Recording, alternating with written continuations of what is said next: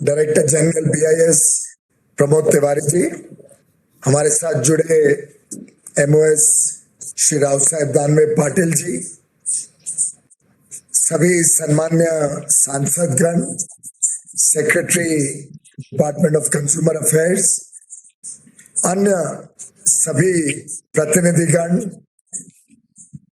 Industry के अपने आदिल जैनुल भाई और सभी सम्मान्य मेंबर्स जो बीआईएस गवर्निंग काउंसिल के प्रतिष्ठित मेंबर्स हैं, उन सभी का धन्यवाद करता हूं कि आप सब आज जुड़े इस महत्वपूर्ण चर्चा में आप भाग लेंगे। और जब मुझे बताया गया कि 2019 के बाद गवर्निंग काउंसिल की मीटिंग ही नहीं हुई है, तो मैंने एक तो आदेश दिया ही है कि तुरंत ये मीटिंग हो जो आज हो रही है। मैं स्वयं दिल्ली के बाहर हूं, लेकिन जुड़ पाया इसमें वर्चुअल होने के कारण। और अगर आप सबकी अनुमति हो तो मेरा सुझाव है कि हम आज एक रिजॉल्व कर लें कि गवर्निंग काउंसिल को वास्तव में अगर एक अच्छी यूजफुल बॉडी बनाना है, कंसल्टेटिव प्रोसेस को सुधारना है, तो इसकी मीटिंग या तो हर 6 महीने में एक बार हो या 3 महीने में एक बार हो। वो निर्णय आज चर्चा के दौरान, प्रेजेंटेशन के बाद जो चर्चा है, आप सब लीजिए। और मैंने आदेश दिया था कि तय कर लिया जाए कि भाई जनवरी, अप्रैल, जुलाई और अक्टूबर चारों के महीने के या तो पहला सैटरडे या आखिरी सैटरडे या फ्राइडे, जो भी कोई एक दिन नियुक्त कर दें। फिर मंत्री अवेलेबल हो नहीं हो, कोई पर्टिकुलर व्यक्ति हो नहीं हो, उस पर निर्भर नहीं होना चाहिए। जो भी अवेलेबल है वो गवर्निंग काउंसिल में भाग ले। और अगर चेयरमैन नहीं है तो वाइस चेयरमैन मीटिंग की अध्यक्षता कर ले, वो भी नहीं है तो सेक्रेटरी कर ले, डीजी कर ले, कोई एमपी कर ले। लेकिन मीटिंग का समय, तिथि और पीरियोडिसिटी को आज तय करके ही इस गवर्निंग काउंसिल को हम समाप्त करेंगे।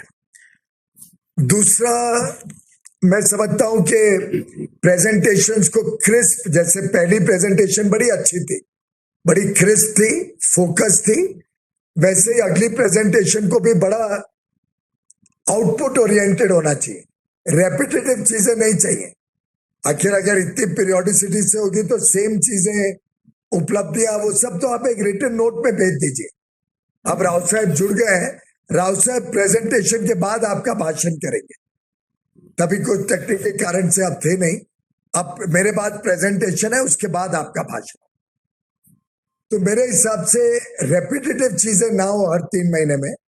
लेकिन क्या कठिनाइयां हैं बीआईएस को, वो सबके समक्ष रखें, तो उससे सुधार क्या करना है, उस पर सबका सामूहिक विचार विमोचन हो सकता है।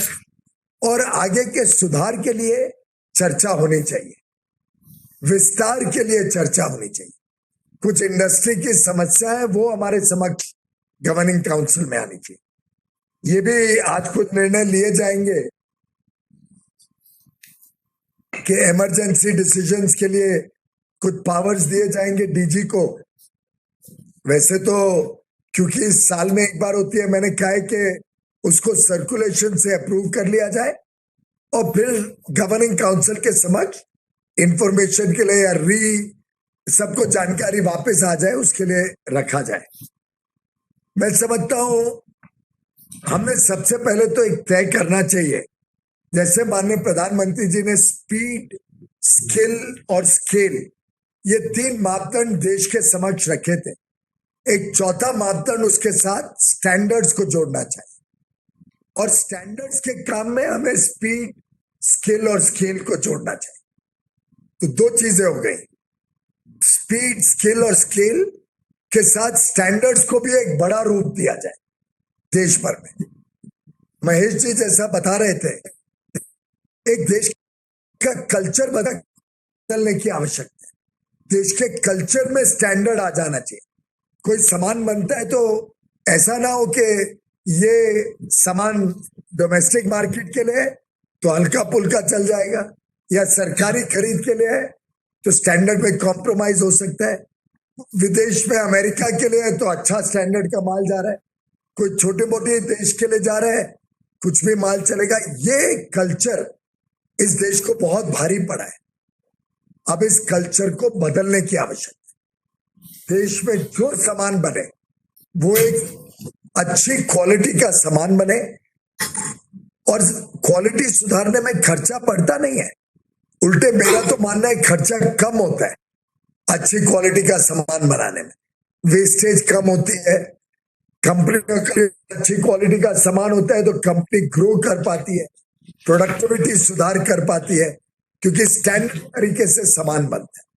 तो मैं समझता हूं एक पूरी कोशिश हमारी टीम में करनी चाहिए कि देश में स्टैंडर्ड्स का कल्चर छोटे से छोटे यूनिट में आ जाए, और उसके लिए अगर आप सबकी अनुमति हो तो मैं एक आदेश देना चाहता हूं कि एमएसएमई सेक्टर के लिए, स्टार्टअप्स और विमेन के स्टेज के लिए, एमएसएमई को तो थ्रू आउट, स्टार्टअप्स और विमेन एंटरप्रेन्योर्स को उनके शुरू के फेज में हम स्टैंडर्ड्स के जो टेस्टिंग के जो चार्जेस लगाते हैं उसको बहुत कम कर दिया जाए, जिससे उनको भी प्रोत्साहन मिले कि वो भी अपने प्रोडक्ट्स को सर्टिफाई कराएं, अपने यूनिट्स को सर्टिफाई कराएं।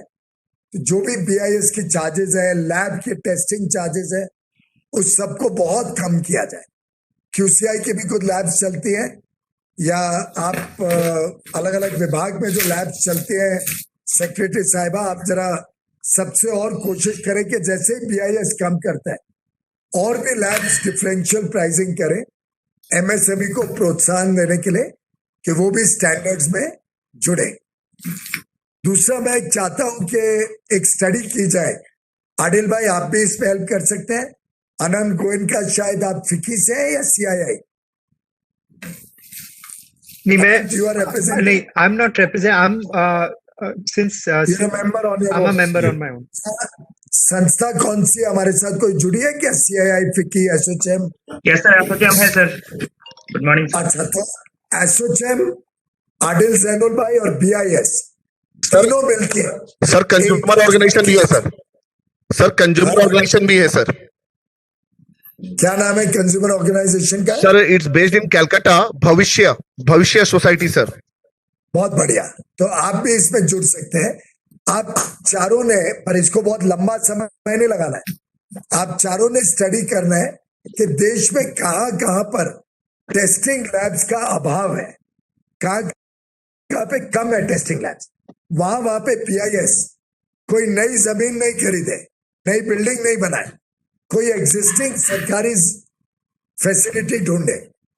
कोई रेलवे का कोई ऑफिस हो सकता है, कोई पीएसयू का अबैंडन कारखाना हो सकता है, कोई राज्य सरकार की व्यवस्था अवेलेबल हो सकती है, या कोई इंडस्ट्रियल एरिया हो तो इंडस्ट्रियल एरिया की कोई कॉमन फैसिलिटी हो शायद, या और कुछ नहीं मिले तो हमारे पास कॉमर्स और इंडस्ट्री में प्रोडक्टिविटी काउंसिल के ऑफिसेज है।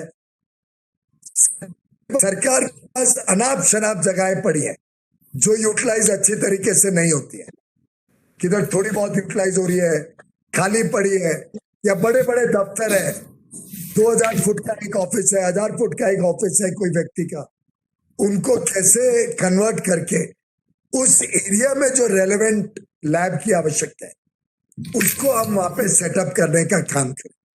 बीआईएस के पास पर्याप्त धनराशि अवेलेबल है, उसको इस्तेमाल करके दो काम कर रहे हैं। एक तो लैब्स को देश भर में विस्तार बढ़ाना है कि लोगों को दूर दूर ना जाना पड़े टेस्टिंग के लिए, दूर जाना पड़ता है तो लोग कभी टेस्ट नहीं कराएंगे। और दूसरा, एक पूरी डायरेक्टरी बने, मैपिंग हो देश भर में जितनी लैब्स हैं। आदिल जैनुल भाई का एक विभाग शायद एनएबीएल उसकी एक्रेडिटेशन भी करता है, कोई स्टेट गवर्नमेंट की लैब्स होगी, कोई प्राइवेट सेक्टर की लैब्स होगी जिनको हम परसुएट कर सकते हैं कि आप भी दूसरों को इधर पेमेंट बेसिस पे टेस्ट करने दो, तो उसको एनएबीएल एक्रेडिटेट कर दे या बीआईएस एक्रेडिट कर दे, तो प्राइवेट लैब्स को भी इसमें जोड़ा जाए। और देश भर में एक ऐसा विस्तार हो लैब्स का कि किसी भी व्यक्ति को 50-60 किलोमीटर से दूर ना जाना पड़े अपने प्रोडक्ट को टेस्ट करने के लिए। ये एक सुनिश्चित करने का काम इस छोटी टोली ने करना चाहिए और BIS इसमें लीड ले और जल्द से जल्द मुझे एक बताए कहां पे लैब्स की आवश्यकता। दूसरा, एक्सपोर्ट प्रमोशन काउंसिल्स या स्टेट्स की इंडस्ट्री एसोसिएशन या स्टेट गवर्नमेंट्स के साथ कोऑर्डिनेट किया जाए कहां पे इंडस्ट्रियल एरियाज आ रहे हैं।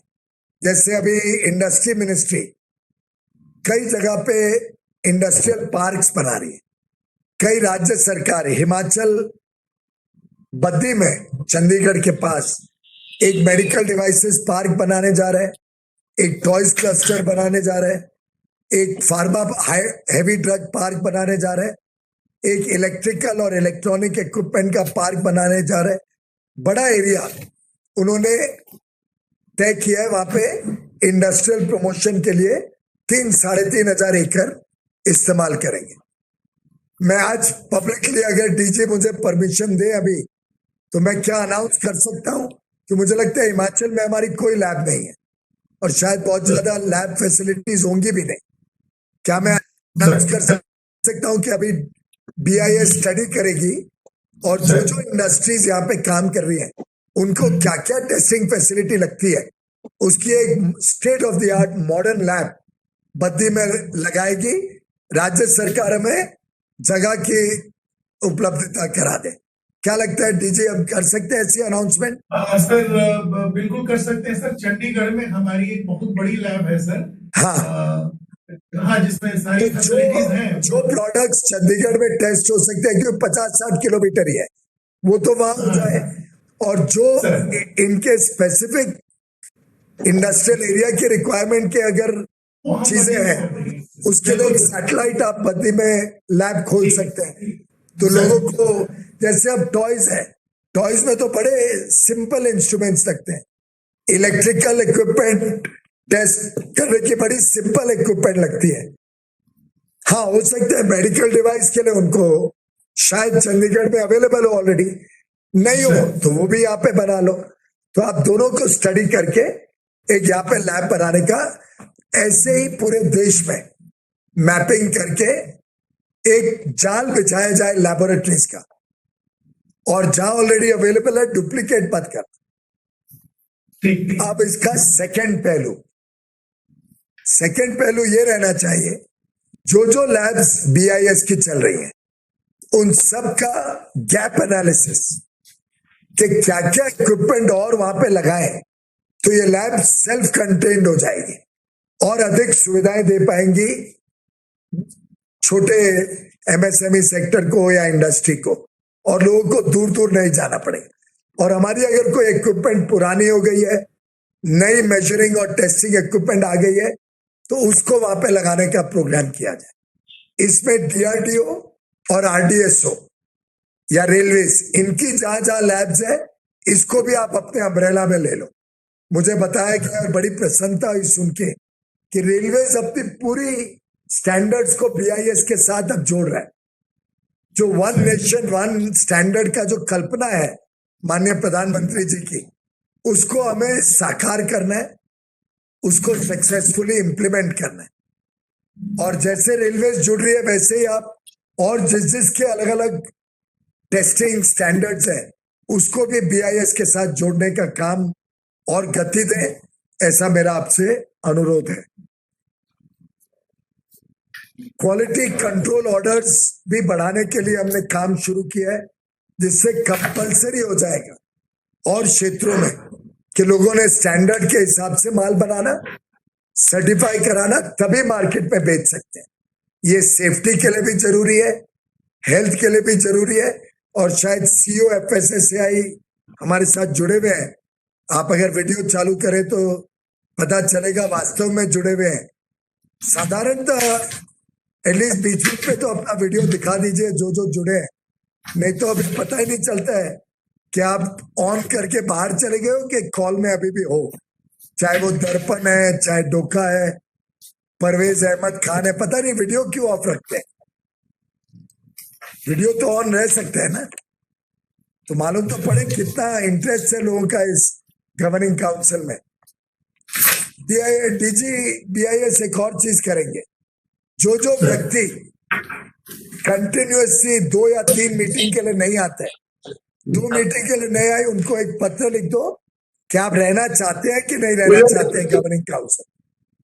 We are always interested to hear you.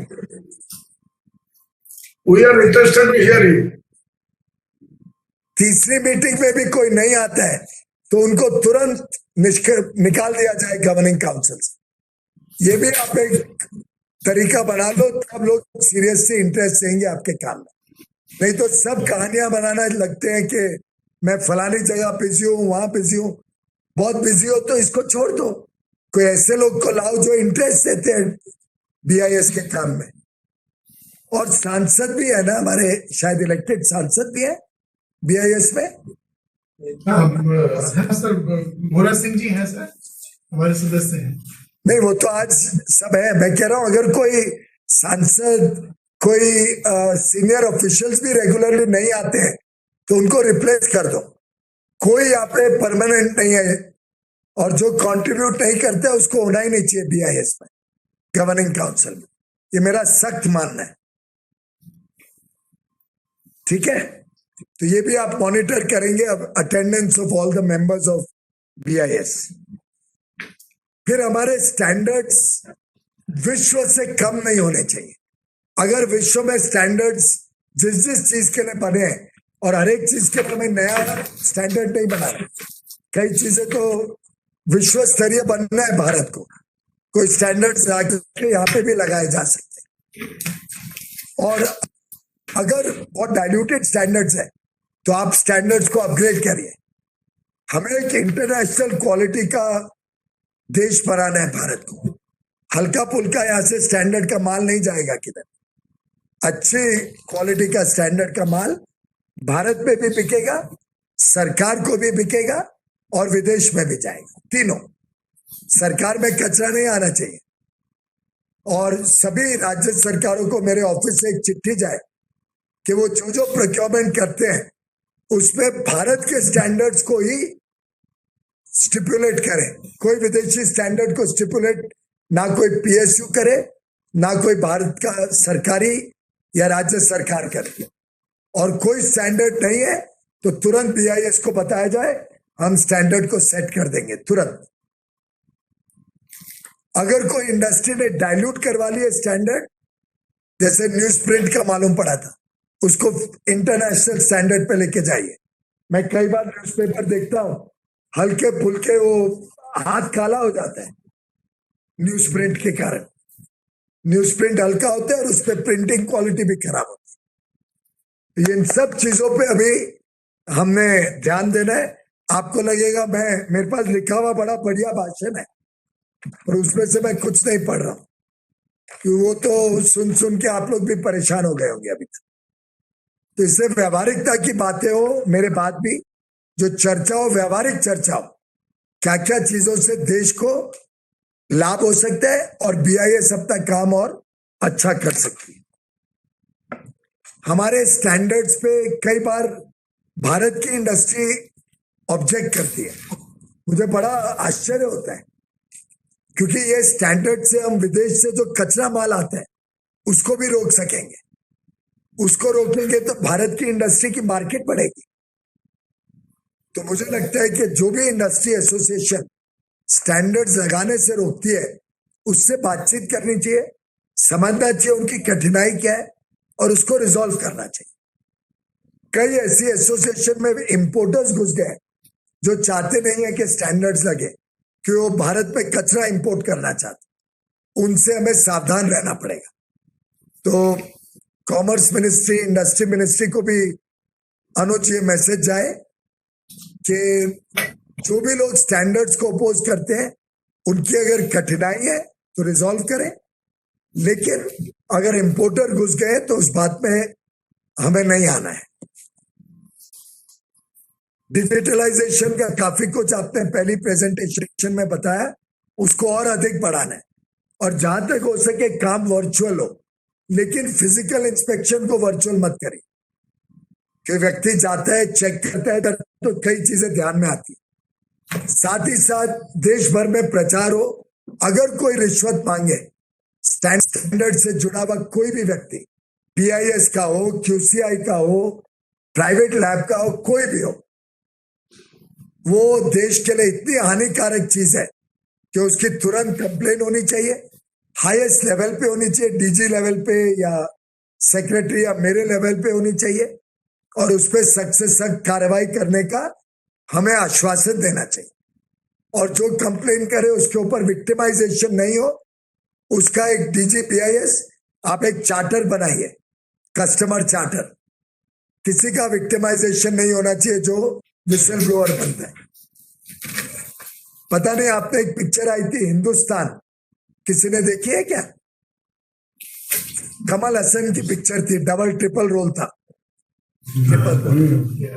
उसपे जो RTO का इंस्पेक्टर है वो रिश्वत लेके बस की सर्टिफिकेशन कर देता है कि बस फिट फॉर ट्रैवल है, और उसमें बहुत सारे छोटे बच्चे, वो स्कूल बस थी, छोटे बच्चे मर जाते हैं क्योंकि एक रिश्वत लेके रिश्वतखोर RTO इंस्पेक्टर ने परमिशन दे दी और वो बस फिट नहीं थी, फिर भी स्कूल बच्चों को लेके जा रही थी।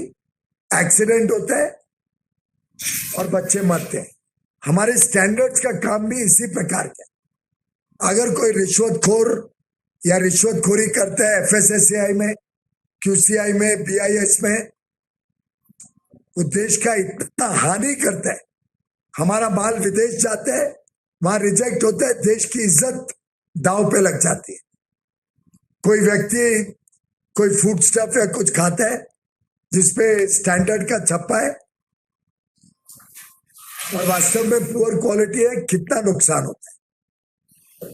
तो देश की इज्जत के खातिर हमारी स्टैंडर्ड्स की सभी संस्थाओं ने और अफसरों ने देश का मान और सम्मान रखना है और कभी कोई कॉम्प्रोमाइज स्टैंडर्ड पे नहीं करना है, हैरेसमेंट नहीं करना है, पर standard absolutely without fail maintain हो, इसके पीछे हम सबको काम करना है। तो यही मेरी मोटी मोटी बातें कहने वाली थी। एक अंतरराष्ट्रीय स्तर की संस्था ब्यूरो ऑफ इंडियन स्टैंडर्ड्स बने, देश में वन नेशन वन स्टैंडर्ड बने, हम पूरी देश में सब फैसिलिटीज की मैपिंग करें, गैप एनालिसिस से गैप्स को फिलअप करें, जहां जरूरत पड़े नए लैब्स लगाएं, पुरानी लैब्स का मॉडर्नाइजेशन करें, गवर्निंग काउंसिल के काम को और मजबूत बनाएं, टेस्टिंग रेट्स छोटी संस्थाओं के लिए कम करें और पूरे देश को विश्व में एक क्वालिटी कॉन्शियस नेशन के नाते पहचान बने। इस काम के लिए ये गवर्निंग काउंसिल मेहनत करे और हमारे सभी अधिकारियों से मेरा अनुरोध है, आप भी दिन रात एक करके इस काम को दिल से लगा के करें, तो वास्तव में एक क्रांति, क्वालिटी क्रांति इस देश में आ सकती है। बहुत बहुत धन्यवाद आप सबका।